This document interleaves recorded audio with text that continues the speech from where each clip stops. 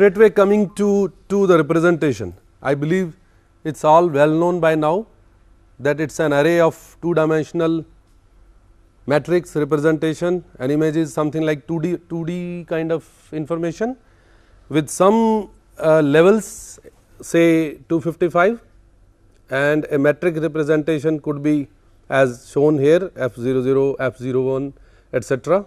But here, as you can see, the matrix representation uses the row columns rather than the coordinates x, y. So, that is a minor change, and typical size could be a square size or a rectangular size m by n. So, if it is m by n, the matrix looks like that. That is just the prerequisite, I believe you all know it well. It is a discrete signal that I have already mentioned. So, it is a digital data. So, it is an array, it is not a continuous signal. Now, bringing the two topics here, primarily enhancement and restoration. Enhancement, if you find, is an area where many people who are naive to image processing assume that is what image processing is. But as you will find the left hand side, though some of the enhancement filters, as you will see here, are used in applications also, but most of the applications are human expert based, wherein enhancement is a necessity. For example, medical image processing or forensic applications, where a person is actually sitting on it and wants to see something in it. While on the right side, where we have restoration, we are more interested in going back to the original, trying to get rid of the noise or any deterioration that has occurred during, say, acquisition or during processing, pre-processing, or even say sometimes communication. So, that is the idea. Though the breakup of the two in enhancement, say spatial domain and spectral domain, remains the same, that is the way of filtering, that is what you were mentioning earlier. These filters most of the times may enhance not in visual terms, but in terms of signal to noise ratio or in terms of suitability to the machine automation kind of application. So, the categories that are mentioned, say point processing or spatial filtering or spectral domain, these are not just limited to enhancement only, they are also available in any other applications. So, many times the visual enhancement basically is meant for human experts, and other methods of enhancement which you may not like actually, this is what I am trying to say. The enhancement may not appeal to you, many enhancement actions on the image are not pleasing to the human eye. So, many of the applications examples that I will take later on, you will find that the overall image sharpness or a contrast or any appearance is actually deteriorated, not truly deteriorated, but suited to the machine, because machine cannot handle large variations or other appealing appearance that human like to see. So, there is a difference in what humans prefer to see while looking at information within the image and what machine can actually process. Let me say that way, machine cannot process all that detail that humans may like to see. So, that is the difference between the two, as you will see later on also, and I will go to detail of point processing and area processing, and as you said spatial filtering, some I would say tangential idea of that will come in the examples that follow. Now, giving what I have already said is enhancement versus restoration. Now, the true difference between the two, although the initial slide did have filters covered under enhancement. So, now see the very first says here better visual representation, is not it, while on the other side removing effects of sensing the environment. So, on the right side we are trying to know the truth behind it, what was the real image trying to describe, say in the reality, in the real world. So, we are trying to get the best of what was intended to be acquired rather than what is visible or what is pleasing to the eye. So, the left hand side typically goes on to the pleasing to the eye. So, the left hand side definitely becomes subjective, there is no measure of quality or enhancement that a system can provide. It may be that it like taste and other subjective things, human may, a particular human set of experts, say doctors or forensic experts may prefer particular enhancement that this helps them. So, you will have to have a kind of social science study here to really get into the final subjective level of enhancement quality, while on the other side there is an objective measure, you can always mathematically or otherwise define what say restoration or other aspects are. Again, left hand side I have already mentioned the quantitative measures are not possible, while on the right side we have restoration where we can have the objective and mathematical or model based quantitative measures. Finally, which I wanted to stress upon is the left hand side meant for human experts. So, it is not designed to really say be used by machine application or algorithms, while on the right hand side we are concentrating on the machine capability and the algorithms will have to be totally automatic. So, it is right side is towards automation and left side is towards experts, human experts. So, that is where the difference remains. Now, I think the purpose of restoration is well understood by you. If I know that you have already covered some previous material on that, it is just to undo what has gone wrong with it, isn't it? It is just like I want to change the paint in this environment. What should I do? Shall I remove the earlier paint or make a new paint? So, the best way would be to remove the previous effects, restore the original thing and then try to do it. But if it is not possible, you have no idea, you have no recovery possible, then you go ahead with it. So, in case of restoration, we try to undo anything wrong that has been done, and many times the reasons behind that are, as I said, communication channels.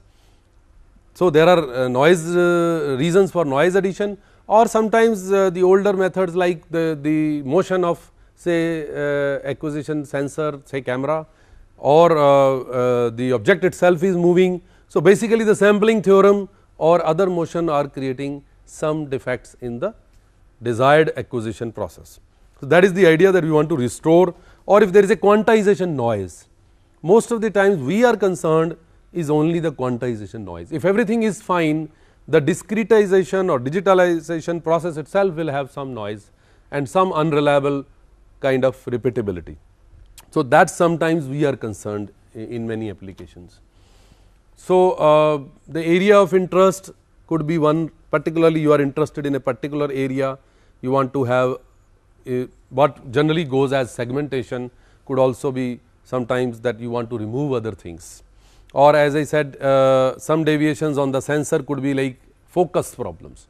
So, there are many things you will find, whether you really can recover or restore would remain another difficulty. Many times you cannot recover. I told you for the situation in this environment, it is not always possible to recover everything, because the process might be irreversible.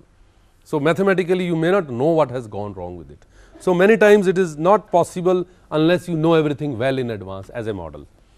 So, some model I have given quickly, that assuming it is a mathematical or you can say discussion purely from academic point of view, with the assumption that we know what has gone wrong with it. If we were so sure of what is going wrong with it, why do not we correct it? I would put it that way. So, therefore, do not take restoration as something that you can do. You cannot do many things, you cannot undo many things. So, restoration is also only applicable in some very simple situations where our assumptions are true to your kind of modeling. So, therefore, though it sounds very nice here that you can add something, subtract something, but I do not think from experience that we have, and some application models itself indicate that all cannot be reversed, all cannot be recovered, all cannot be undone. So, keep that also in mind while considering the topic on restoration. So, this is in the showing that if you had an input say f x y, some transfer function is occurring say h x y, it is affecting the input and changing to something else, and during that process the noise gets added. So, it is a kind of old method of multiplying and add kind of thing. In this case it is not multiplying, it is some convolution that is occurring. So, h x I some says something degradation occurring to the input image. So, it is a hypothetical situation where noise gets added in the process, and if we can know everything in advance for all about that, we may find a mathematical method of reversing it.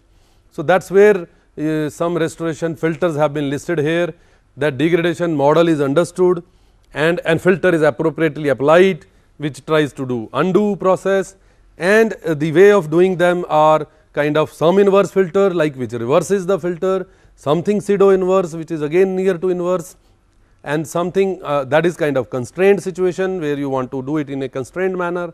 The right hand side is again unconstrained, where there are other filters which try to do freely anything on the input process, and then try to recover something closer to f hat x y, kind of some approximate nearer to the original image. So, basically the idea is some methods are there, you will see some details on these filters. If you have already covered them, fine, otherwise we will have some brief go through of that.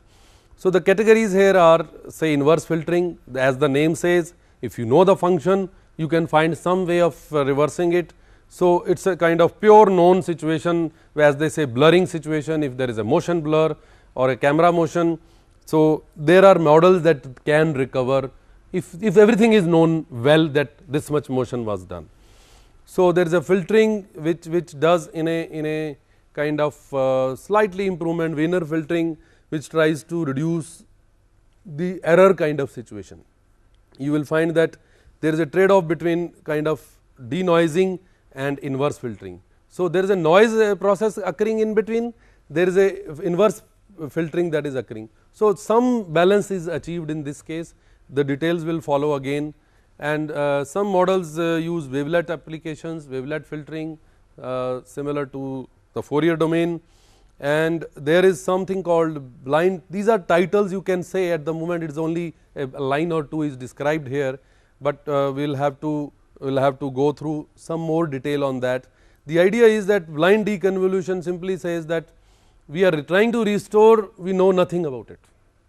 It is like we have got something, we know nothing what has gone wrong with it, we are forcibly applying some deconvolution that it must have gone corrupted by, say, something like that. Whether it has gone or not, you do not know. So, that is something like blind kind of situation. Also giving you some feeling of linear and non-linear system models, and there are basically the two categories, as you will see, and I think the non-linear ones are the ones which we intend to do. Many processes that we do are non-linear ones. So, in the degradation model also we try to do some applications which are actually non-linear, but in the model that we just discussed was not non-linear. It was assuming a kind of convolution was possible. So, inverse filtering was possible. So, you will see that how degradation in a non-linear manner could be actually helpful. Now, what is degradation here? Actually, it is not degradation, you will find there are many applications for that. Particularly, if I give you example of say format conversion. Now, format conversion is just one example, you will say yes, there is no degradation. What is happening is that you are trying to pack, say, digital data into another format. So, in that process also there is some degradation is actually occurring, but this is an application. Suppose you have a JPEG compression process, actually you are degrading the image on the whole, but you have some other purpose of, say, reducing the data. So, you are doing it, or when you are undoing it also you are degrading.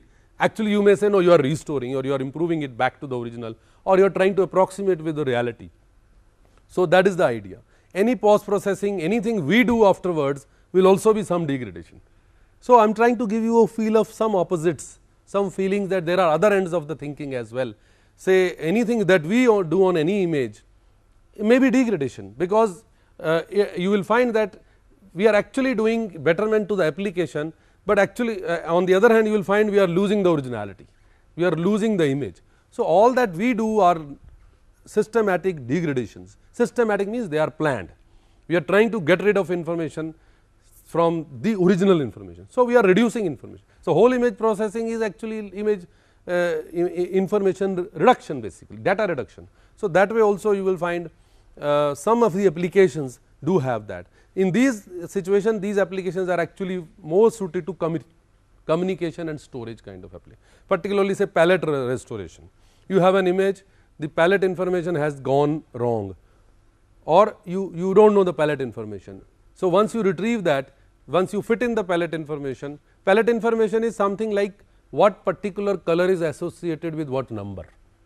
It is like if I change the wrong, if I put a wrong color to a wrong to a number, naturally the appearance will look very different. So, the idea of this kind of nonlinear applications is situations is that in this case the restoration will make it normal look, or any enhancement say in a subsampled color information.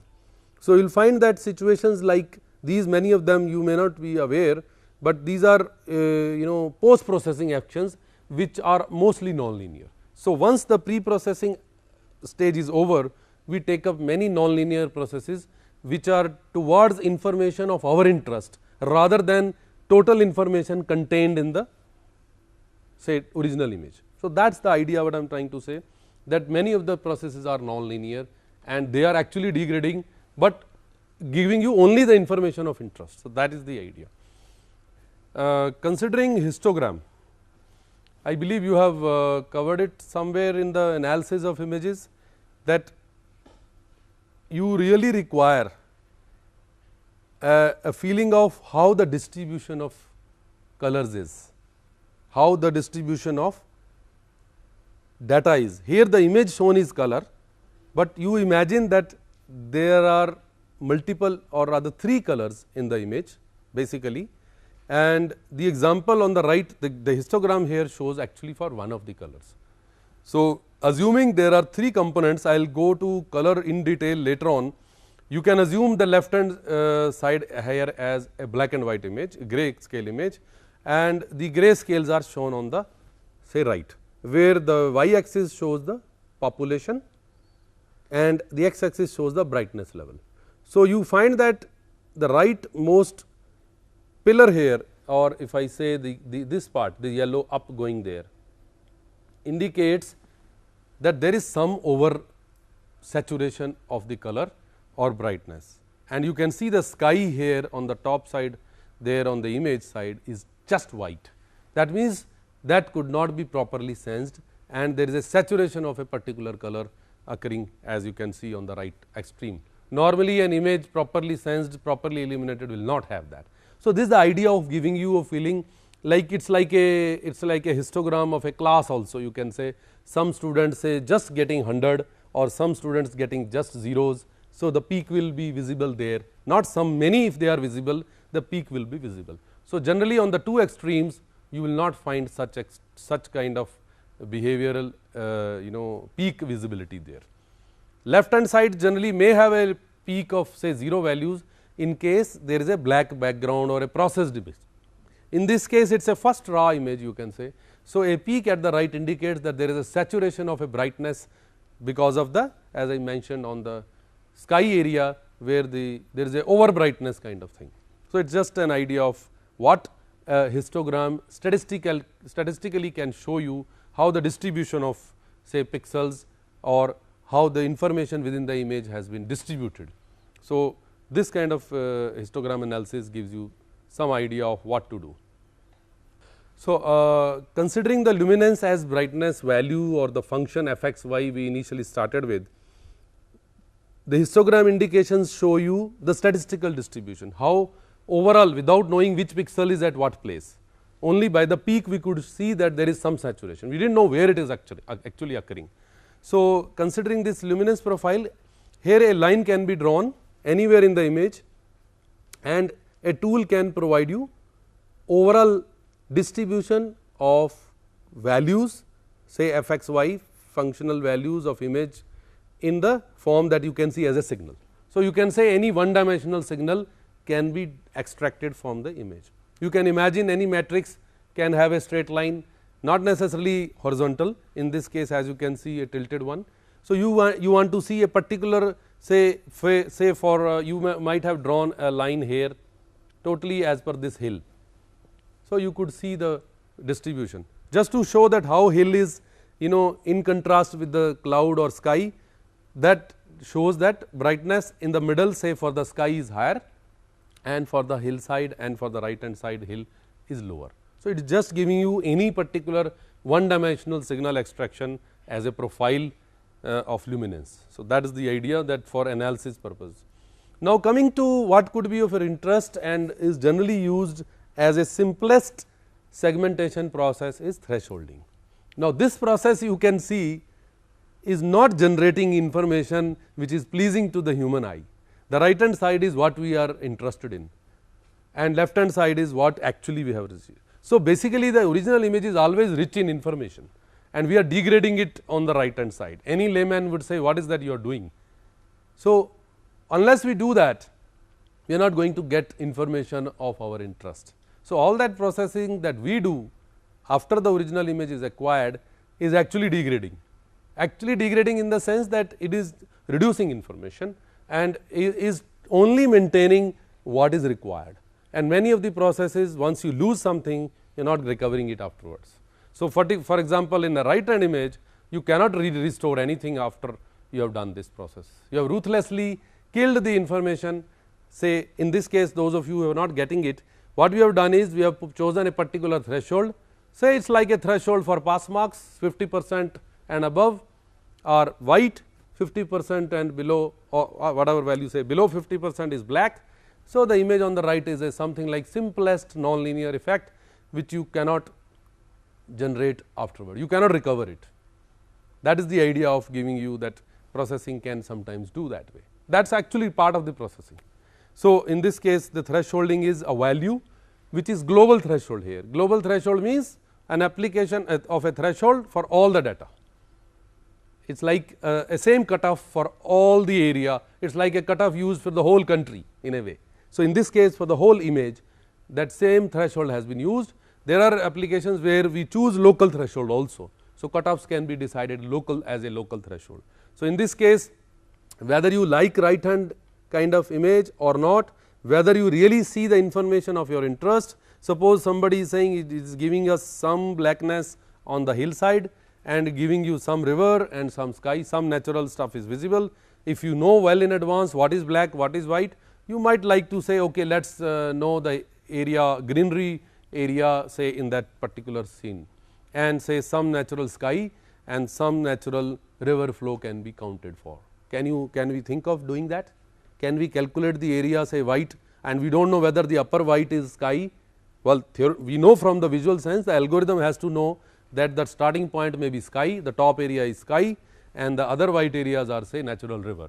If you can find out the area like that and declare that is the scene content, probably that is what your application demanded, is not it? And it does not care now what the original information was, it is no longer as good as what it is on the left hand side. So, that is the difference from the restoration point of view as well as application point of view. So, same as binarization? Yes, binarization is actually bringing to two levels. Binarization is, but it is not okay if you consider just taking the most important bit, most significant bit. I think binarization means like we say 0 and the end result is binarization without taking care of how it has gone. The end result is similar, not same. For example, you might achieve binarization by many means, even edge detection is binarization, not by thresholding, by some other means. Binarization only says that if it is simply taking binarization, maybe say from 8 bits you reduce to 1 bit. If it is like that, that okay, you take care of only the most significant bit and reduce the other bits, that is not thresholding. I will put it the other way, the binarization which is not thresholding. This is a thresholding from value point of view, the whole 8 bits are considered and anything beyond a particular value that you choose, and actually the choice is done by the histogram. Well, just for your information, going back to this histogram, the valley here which I forgot to, this value here indicates where, well in this case it will be a wrong choice of threshold if I do that way. It will only show you the sky which is oversaturated, the rest will all go as zeros. So, you will see only the upper sky which is totally bright here. The idea is that mostly the valleys are chosen, for example, here this will be the threshold value, assuming that the brighter areas are the objects of interest and the darker areas are objects of background. So, with that simple notion, if it works well, we choose the middle value as a single mode kind of histogram situation. If there are only two kinds of situations in the environment, but if there are many objects of different shades, then this may not be applicable. So, if the object and background are very well separated, then it is possible. Like a background here, if somebody is standing on the wall, near the wall, the individual body can be segmented from the background. by choosing an appropriate value of threshold. So, this is only or a floor, some objects are lying in this table, the objects are lying, the color of the objects is say different and the background is same. So, if you want to get rid of the background situation, then binarization by thresholding, simple thresholding, and in this case a valley value can be chosen, which separates the population from higher to lower kind of brightness.